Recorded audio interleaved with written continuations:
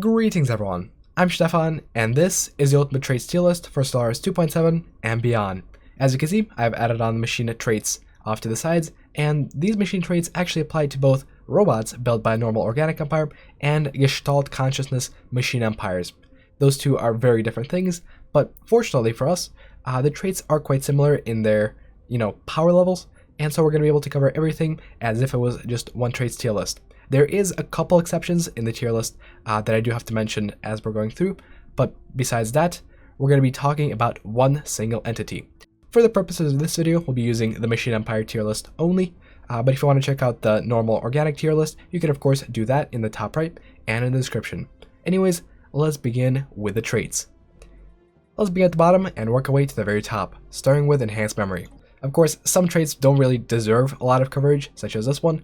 This just gives you 2 leader level cap, but for 2 trait points, it is simply not worth it. Paying 1 trait point for 1 leader level is bad enough as an organic, but having 2 leader levels is really bad. That is because you actually have to work towards leveling your leaders, and unless you apply this trait to your robots well after all of them are at max tier, you're not going to really get a lot of benefit out of this one. You're not going to get a lot of benefit out of recycled either. You see, the 20% pop assembly cost reduction only amounts to 0.2 alloys per robot assists. At the very start, you're going to have like maybe 4 robot assists, maybe 8 robot assists once you colonize a couple neighboring planets, and that really doesn't amount to a lot of alloys. 8 robot assists is only 1.6 alloys per month, and while that is some alloys per month that you could be using towards your fleet, for example, it is not nearly enough to justify the 2 trait point cost. At the very least, with recycled, you're getting some benefit. With Streamlined Protocols, you're getting barely nothing. You see, Streamlined Protocols will reduce Empire Sprawl for pops, but considering how every pop only counts for 0.5 sprawl, you really will need to get 300 pops as a Machine Empire before Streamlined Protocols will save you a single pop in terms of being a coordinator normally. So instead of having 1 pop saved every 300 pops, you can be going for something far more efficient, such as Harvesters, Power Drills, or honestly anything on the tier list. So this one is really bad. As a normal organic empire, of course, you'll be saving 1 pop every 200, not every 300. Slightly better, but still makes it the worst trait available for machines. Fortunately for us, the really bad traits end there. Double Jointed is a good example of a trait that really has a niche, but at the same time isn't good enough to choose for your primary species, until at least the very late game. Early on, pop housing doesn't really matter too much, but later on you're going to be able to build fewer city or nexus districts, and you're going to be pretty much good to go. To contrast Double Jointed, learning algorithms will increase your leader experience gain, and is actually going to be useful throughout the entirety of the game. If you choose this at the very start, your leaders are going to be on average slightly higher leveled than they normally would, and is going to help you out a bit.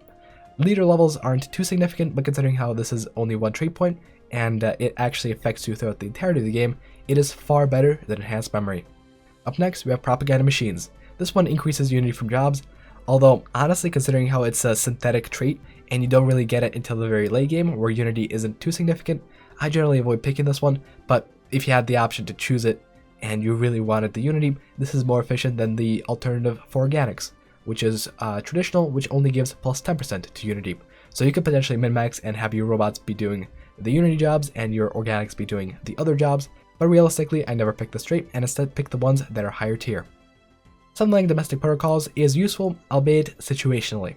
If you are suffering from unemployment and you have a bunch of robots everywhere, you can apply this Domestic Protocols trait and make sure all the robots work servant jobs. They will automatically work servant jobs instead of being unemployed, but of course they will try to be employed before being servants. So if you really want some servants on your planet, you might have to unemploy some of your robots and make sure they are working and producing amenities. They will produce about 5 amenities each, which is not too significant, but it is of course better than nothing. Up next we have Durable. Now this one is way better for normal empires than it is for machine Gestalt empires, simply because robot upkeep only applies to energy upkeep for machine empires and for energy and consumer goods upkeep for normal empires. With Durable, as well as a bunch of other modifiers, you can reduce the upkeep of your robot pops by quite a margin, and your pops can be consuming half as much as they normally would. That really helps with an economy that is based on the synthetic ascension, and whenever I go synthetic ascension, I always go for Durable. Up next, we have Harvesters. Now, I will warn against using this too much. If you have too much food production in 2.7, you're not really going to find a place for it. You see, the decision to increase planetary growth has been removed from the game, and so the only thing you're really going to be using food for is the market and pop upkeep. If you have over 100 food production, you may want to reconsider using harvesters and instead go for something like power drills.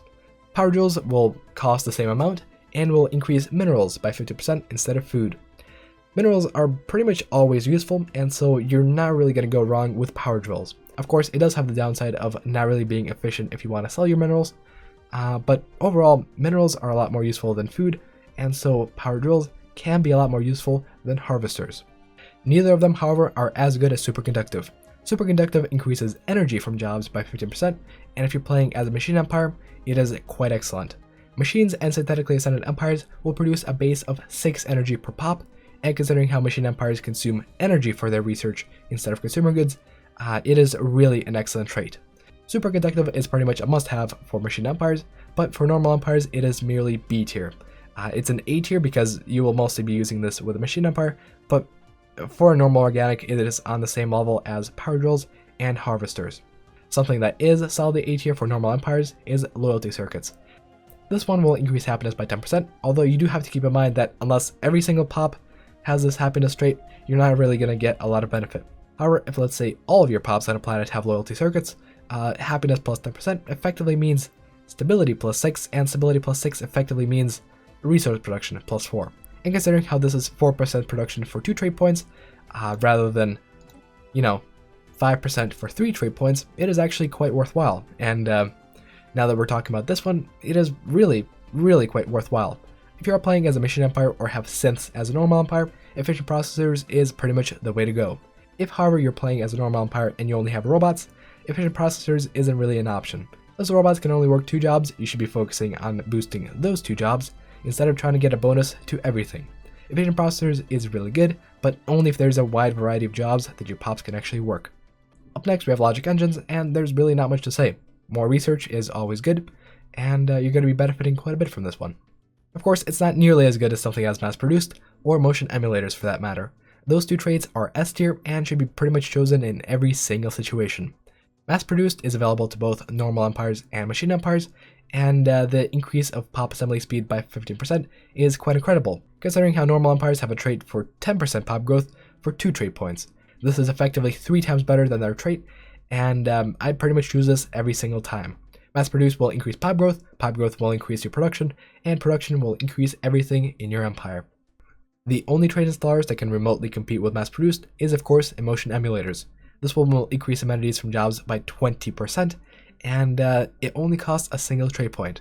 That is quite incredible. I mean, charismatic and domestic protocols are already high in the list, but this one costing half as much while doing the same thing is quite incredible. With emotion emulators, you're going to be spending far fewer pops on amenities jobs, and you're going to be producing far more with your empire. Now that we've covered all the positive traits, let's take a look at all the negative traits for machines and robots. Now, most of these are relatively self-explanatory. In fact, pretty much all of them are self-explanatory. As you can see on the chart, everything that is good that is positive is really bad when it's negative and inversed. For example, high bandwidth is the best negative trait because of course it will provide you 2 virtually free trait points, while streamlined protocols, the opposite of it, is one of the worst positive traits. Honestly, there isn't anything that goes against this rule, so we're going to skip all the negative traits and instead move on to some designs for robots, droids, synths, and machines. Let's begin with robots. Now, as you can see, once you unlock robots and once you unlock robotic gene modification, you're going to get 2 trait points and 4 trait picks. As a machine, you will get 5 trait picks, but for robots, you're relatively limited and you don't really have a lot of options to choose from. That is because, of course, robots are only meant to work 2 jobs, those being mineral and farmer jobs, and so for that purpose, you should be choosing the proper traits. The first trait you should choose is, of course, high bandwidth because it is just such a free pick. The next one should be either power drills or harvesters, depending on your situation. Of course, if you're playing as a lithoid, you will pretty much always want to go for power drills, and if you're playing as an organic and don't have a lot of food production, you'll want to go for harvesters. After that, you should go for mass-produced and durable. That way you get 3 positive traits and a negative trait that does pretty much nothing. That design for robots is so good, you can honestly just keep it as your droids as well. Of course, with droids, you will be getting a couple more trait points along the way, and you'll be getting a couple more abilities. At the point when you get droids, they will be able to work pretty much all worker jobs, and they'll be able to work alloy, consumer goods, and enforcer jobs as well. That means that choosing something like efficient processors is actually not that bad of an idea, and choosing something like superconductive is also not a bad idea. Generally, for my droids, I choose efficient processors and just move on with my life. At this point, you can just save the template and wait until synths. You don't really need to apply this template to all of your species, and as long as some of these guys are getting built alongside your existing robot pops, you're not going to have a big problem. Those pops will automatically prioritize doing the farmer and miner jobs, while these pops will automatically prioritize doing the other jobs. So you're going to get bonuses in both fields, and you're not really going to have to bother about, changing all your templates and making sure all your pops are of a single design. Once you get to synths, you're going to have a few more options to choose from, and generally what I do is drop efficient processors, go for loyalty circuits, and drop high bandwidth in exchange for something like learning algorithms or double jointed. Of course, the amount of trait points depends on your level of technology, so you could potentially be going for something that is a little bit more advanced, or something that is not as advanced, and instead you would just be sticking with loyalty circuits, durable, and mass-produced. Alternatively, if you really want to maximize the efficiency of your empire, what you can do is apply this template with efficient processors and custom-made on your entire species, and then build new robots with mass-produced. This way you're going to get the full benefit out of your trait points, because of course, custom-made does not apply if a pop is already assembled and is already existing. If you are going this route, you have to be absolutely certain that the new pops that are getting produced have mass assembled, because of course the game might decide to prioritize this build instead of that one. Now that we have covered robots, droids, and synths for normal empires, let's take a look at machine empires. Now for machine empires, this is the build that I would go for. Superconductive is pretty much a must-have as a machine empire, and so is emotion emulators and mass-produced. For your negative traits, you always want to have high bandwidth, and for your one last trait point, you want to go with something like repurposed hardware or perhaps high maintenance. Both high maintenance and repurposed hardware are good options, and honestly it is completely up to you. I personally like to go with repurposed hardware and then remove it partway through the game once I get the extra trait point. Once I get even more trait points down the line, I like to go with either power drills or logic engines, and overall this is pretty much all you're going to have points for, so this is pretty good. Overall, this build for the main robot species does pretty well, and if you're playing as a driven assimilator or rogue servitor, you will still want to go for this build for your primary species.